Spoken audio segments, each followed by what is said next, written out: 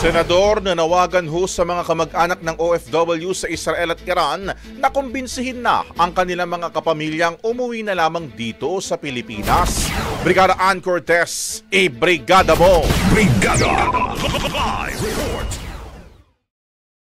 Iginit na Senator Win Gatchalian na mahalagang i-fast track ng gobyerno ang pagre-repatriate o yung pagpapauwi sa mga Pilipinong nasa Israel at maging Iran.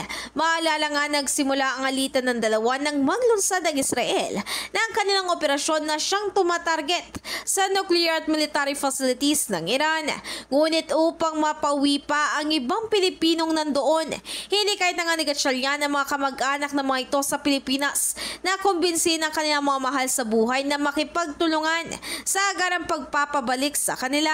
Matatandaan matapos makisali ng United States sa gulo ay nababahala raw si Senator-elect Ping Lacson na baka magdulot ng mitsang hakbang na ito para magkaroon ng World War.